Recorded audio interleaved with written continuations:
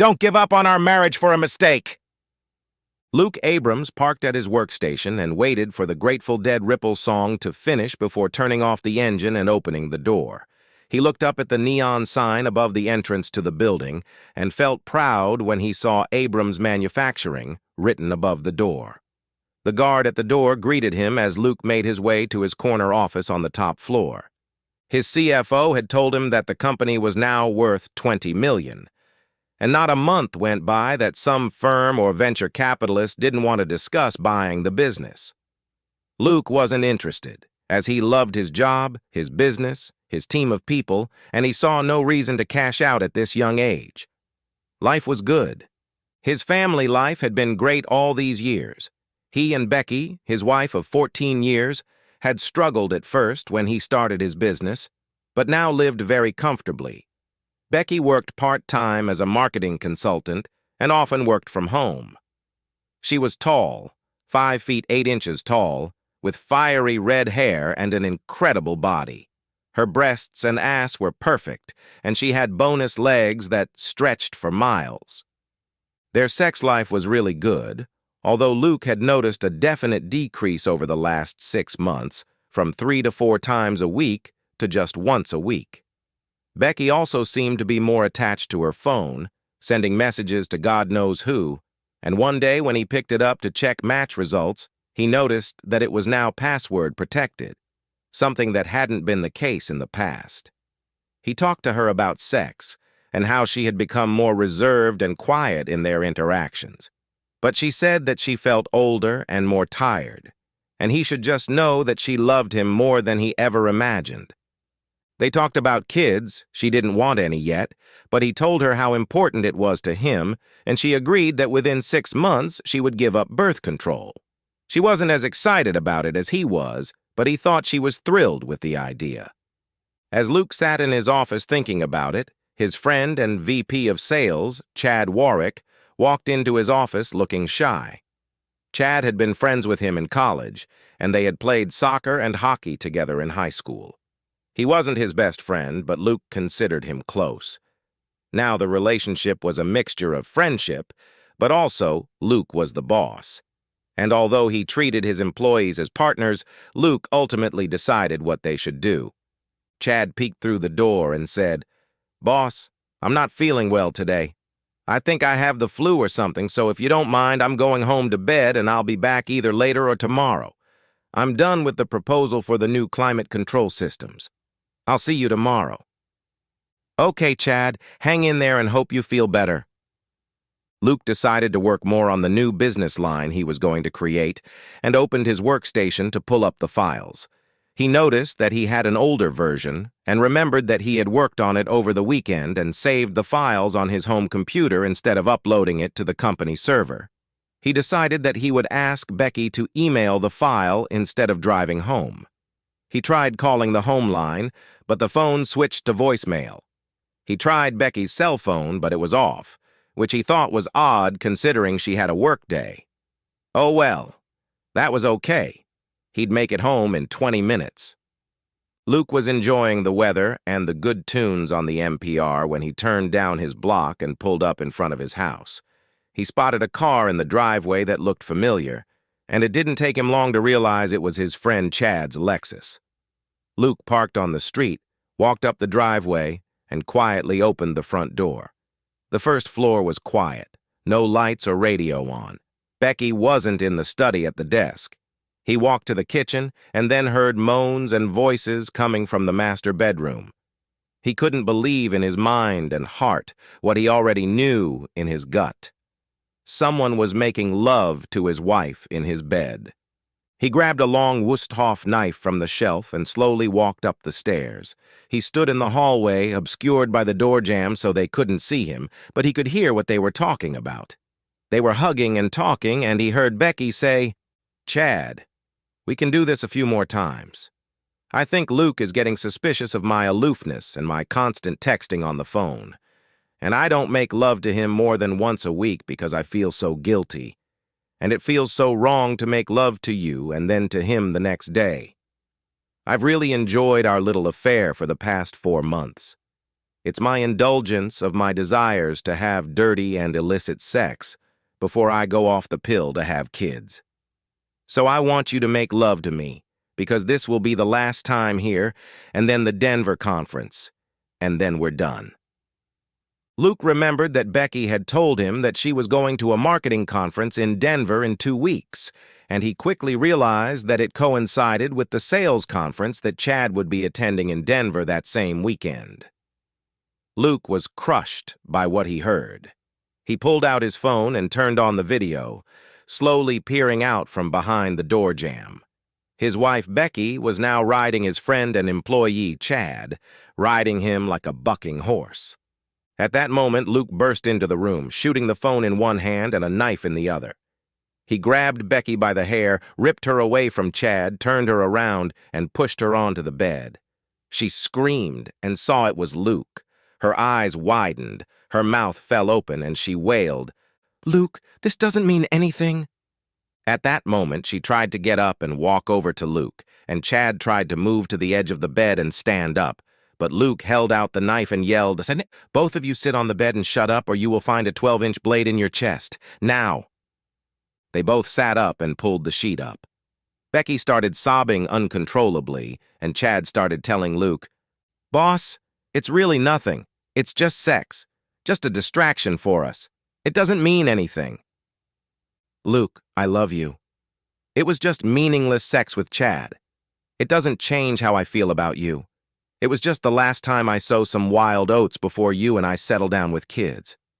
Please, Luke, it's okay. Send Chad away. Come and give me a hug and I'll make it up to you." Luke looked at her like she'd lost her mind. "Becky, doesn't that mean anything? Well, I think you've proven that our marriage means nothing to you. You've demonstrated that you don't respect me and that I was a fool to believe that you loved me. How can you say you love me when you've been making love to Chad in my own bed for months? You want me to cuddle with you? I can barely look at you and I will never touch you again, that's for sure.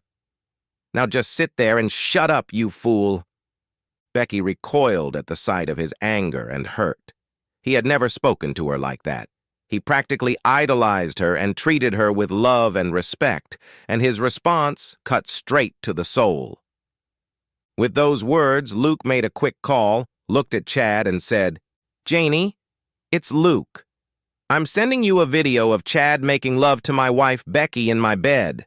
I don't know if you knew he was abusing you and the kids, and I'm just sorry to have to tell you this." Luke was quiet for a few minutes before hanging up the phone and then said to Chad, "She tells you not to worry about coming home. Obviously, this isn't the first time you've betrayed your life and your children. Now add betraying your friend and your boss and ruining 2 marriages. What a worthless asshole you are. I'll give you one chance to save your job. Tell me exactly when it started and how many times you two made love." Becky looked at Luke and said, "Don't make us go over it. It doesn't matter. It doesn't mean anything, and it stops right now. Please." Luke's look of hatred and pain made her pull back even harder, huddle into the headboard of the bed, and avert her eyes.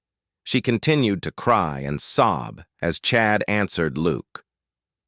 "Luke, please don't throw away our friendship over this, and don't let it affect the good work I do for the company. Becky means nothing to me, and I mean nothing to her. We were only seduced by the power of an illicit affair.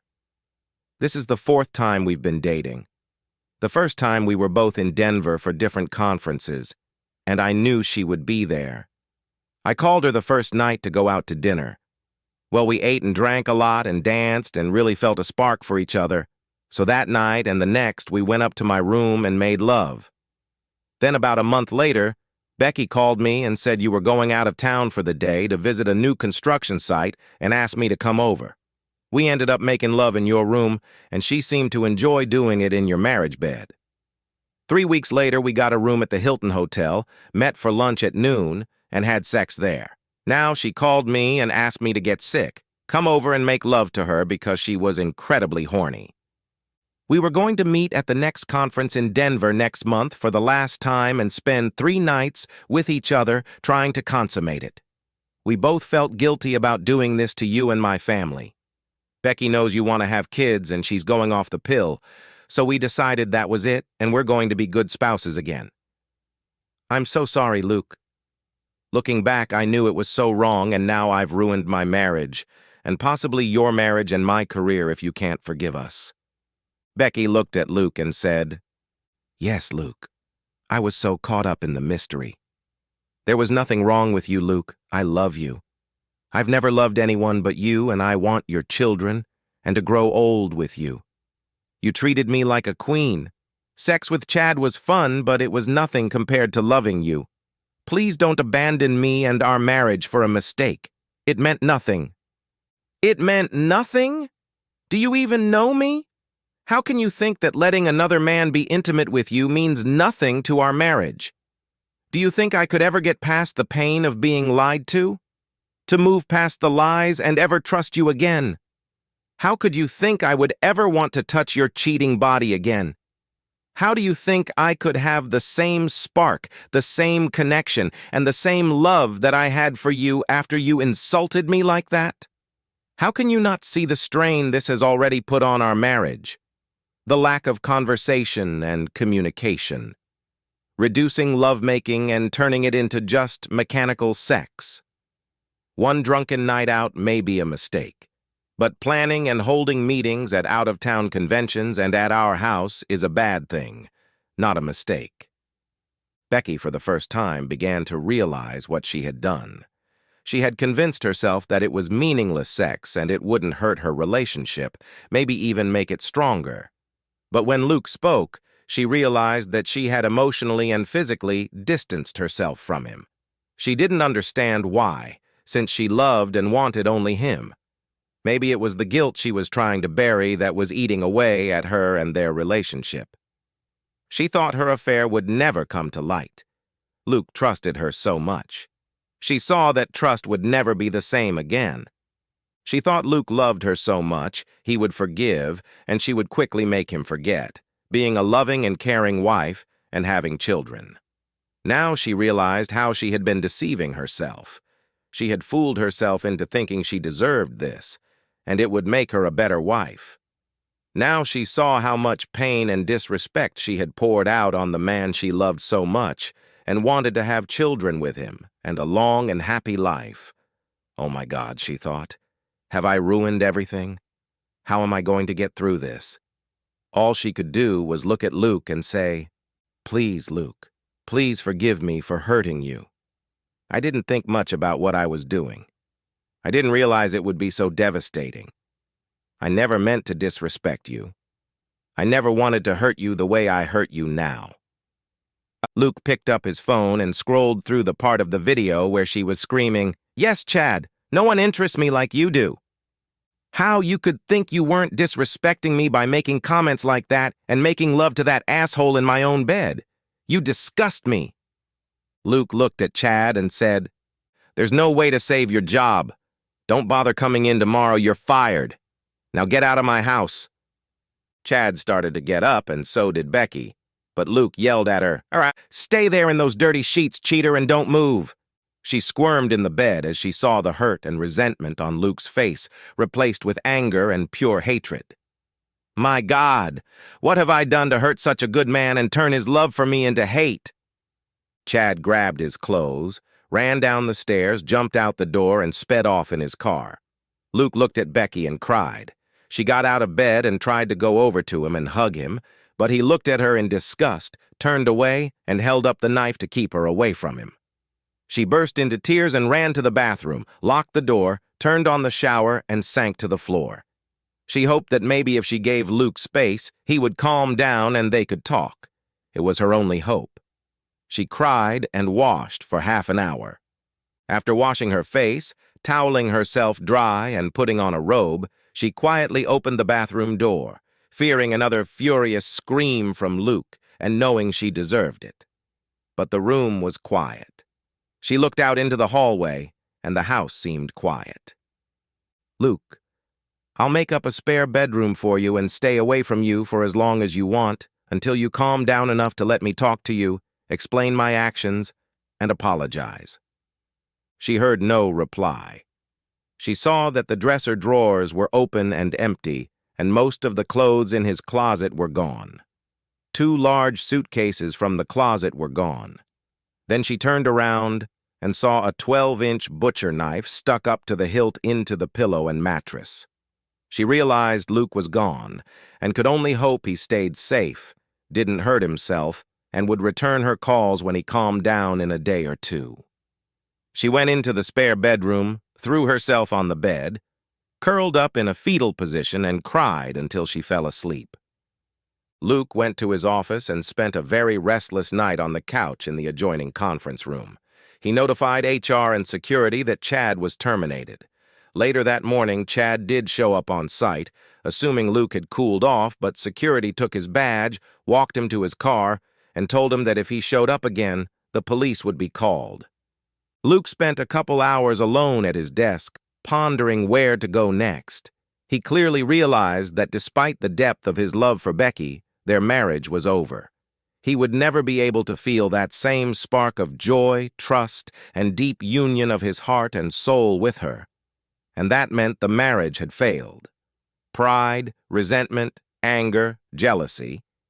It didn't matter what to call it. She was no longer his life partner. Having children was out of the question. It was over. Luke called his CFO, and they spent 4 hours of very detailed discussion about the value of the company and what Luke had decided to do. His right-hand man, the CFO, was stunned to hear about Chad and Becky. He begged him not to do anything rash, to let his anger and pain subside for a few weeks and then decide what he wanted to do. But Luke had already made his decision. Becky woke up in the morning, and the pain and hurt she saw on Luke's face quickly came crashing down on her when she fully came to her senses. "Oh my God, how could I have been so stupid? Some mediocre sex with someone I barely like, much less have no love for, may have ruined my marriage to the only man I truly love. What is wrong with me?" She was determined to fix it, to get Luke back. To get them both back to the way they were before she'd been stupid enough to have an affair. She was sure that Luke loved her so much that he would never leave her. She couldn't resist calling his cell phone. It immediately went to voicemail, so she left him a message. "Luke, I'm so sorry. I love you so much, and I know I hurt you, and I'm so ashamed. But Luke, you love me and I love you, and we can get through this. I'll do whatever you want me to do to make it go away. I promise I'll be the best wife and mother you could ever hope for. Please come to me or call me. I need you. Please talk to me, Luke." There was no response from Luke that day or the next. On the 3rd day, she called his administrator Brenda at the office. Brenda was very close to Luke, in fact idolized him, and Luke had told her about what had happened between Chad and Becky. Brenda returned Becky's call and explicitly informed her that Luke was busy, instructed her not to let her call him personally, and that he would be happy to be left alone until he was ready. Becky assumed that she'd meant willing to talk, but Brenda hadn't actually said that. Well, at this point, Becky assumed that Luke needed time. Becky called Chad and now knew that Luke had indeed fired him from his job. She had also heard that Chad's wife had kicked him out, and he had moved back in with his parents. He hinted that he wanted to come over and talk to Becky about Luke forgiving them, but she told him to back off, and that she never wanted to talk to him again. She placed most of the blame on him, even though she subconsciously realized that she was fooling herself and felt just as guilty, if not more so, than Chad. She couldn't understand why she'd really done it and how stupid it had been to risk everything they had with Luke. Becky gave Luke a week and then couldn't take it anymore. She called his cell phone, but the number was no longer in service. She called his office and was told that Luke would not be available and she should stop calling. This was too much for her. She had to go all out. She had wanted to keep her affair a secret, hoping and assuming that Luke wouldn't want family and friends to know that she had cheated on him. But now she started calling all of his friends and asking if they knew where he was staying and what he was thinking. They all replied that they had nothing to tell her, and that Luke had told them it was their own business. The disdain with which they treated her made her realize that Luke had probably told them about the affair, and that added to her shame and sadness. Becky eventually called Luke's parents to see if he was staying with them, But when they picked up the phone and she introduced herself and said hello, they hung up. She called again and they switched to voicemail. She went to Luke's company and talked security into letting her into the lobby. They called Brenda, who approached Becky and bluntly asked her what she needed. Becky was close to tears and said, "I want my husband to come downstairs and talk to me. He should respect his wife enough to talk to me and let me explain." Should he respect his wife as much as she respected him in their marriage? Maybe you need to think more about what you did. Anyway, Luke doesn't work here anymore. He has sold the company and moved out of the area and has made it very clear that he is not giving you any information about his current status, well-being, or location. Now please leave, or I will have security escort you off the premises. Becky rushed home in utter confusion. Sold the company? He would never do that. Left the neighborhood? Why wouldn't he talk to her? She sat down to her email and tried to write him a long letter of apology, but when she sent it to both his personal and work email addresses, it came back, addresses invalid. She called his parents again, but they blocked her number. She went back to the spare bedroom and collapsed on the bed. For the next 4 weeks, Becky lived like a zombie. She heard nothing about Luke, not a word about where he was or how he was coping with their marriage.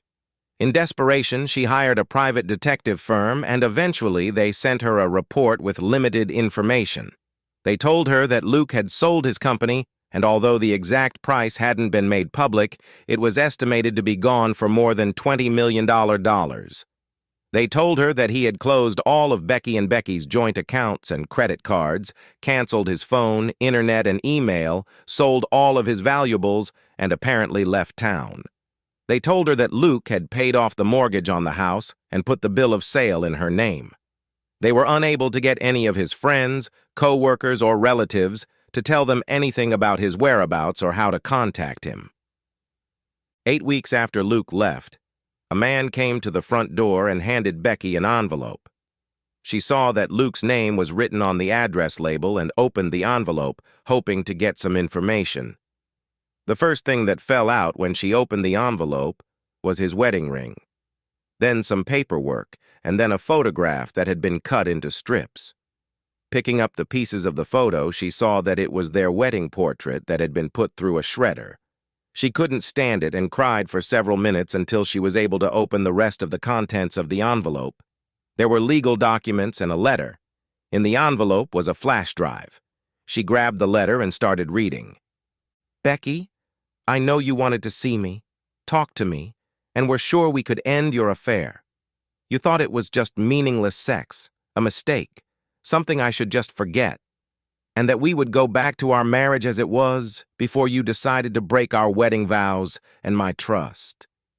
I was amazed that you could delude yourself into thinking that the same, or even close to what we had, was ever possible. I know you never loved me, at least the way I loved you, since you were able to deceive me. You didn't seem to realize the pain you caused. No one had ever hurt me like that, and the fact that it came from the woman I loved more than life was too much to ever forgive. I could never trust you again, never be able to touch you or make love to you again. Maybe you don't remember what happened, or maybe it wasn't important to you. If so, I have attached a video of you and Chad destroying our marriage. Your words alone are enough to break my heart every time I think of them. From the calls I initially received from our very close friends and family about how I could leave you and why I was so cruel to disappear from your life, it is clear to me that you never took responsibility for your actions. I'm sorry to say that this same video with another letter was sent to these people to make them realize the depth of the betrayal, and that there was nothing that could be done about it. I was so devastated and destroyed by you that I decided to take revenge. I am not happy with my actions, but I believe they were the only path open to me. I have decided that from this day forward, you will never hear from me again. You will never see me again, and I will never return to our home, our town, maybe even our state. I guess I'll never understand why you did it. What drove you to do it? I hope you figure it out before you have another serious relationship, and I hope you remember my pain before you start cheating on someone again. I hope that someday in the near future I can get over the pain, humiliation, and disrespect I went through, and I can remember the old days in our relationship that were filled with love. I hope that someday, instead of the hatred I feel for you, I can at least feel indifference, or I can find forgiveness or understanding. However that may be, you'll never know. You may not care, but I'll never know it. And that's what I'll live with. Goodbye. The last set of papers in the envelope was titled Dissolution of Marriage, but at this point, Becky saw nothing through her tears and collapsed to the floor. It had been 5 years since Luke had disappeared, and just as the letter had said, Becky had not heard a word from anyone about his health, his spirit, his whereabouts, or his life. Luke was very generous in the divorce decree, offering her $1 million, a house and property, in lieu of any ongoing financial support.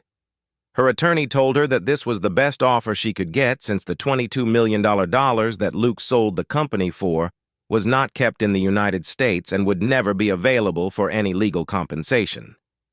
Becky really didn't care. In her opinion, she deserved nothing and would never fight what Luke thought was fair.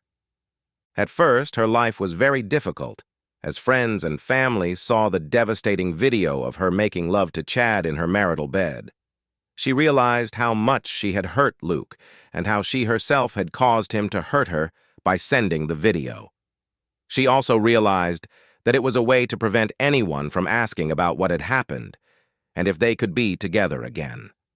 She felt extremely humiliated, embarrassed, and hurt that friends and family had seen it, but realized that it wasn't yet as bad as what she had done to Luke. She lived with her shame and, at her parents' insistence, decided to see a therapist to work on her grief and depression and try to turn her life around. She had a few dates, but she never seemed to enjoy herself or let anyone in on her private thoughts and pain, so nothing ever progressed beyond a few painfully awkward encounters. There were a few nights where she tried to find solace in sex. They were so awkward, so humiliating, and served as such a grim reminder of what had once been and how she had sunk to that point, that she could no longer bear the thought of meaningless sex.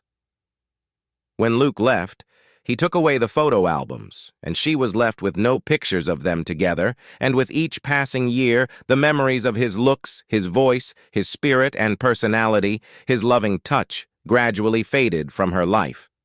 The end! Subscribe to my channel? Thank you!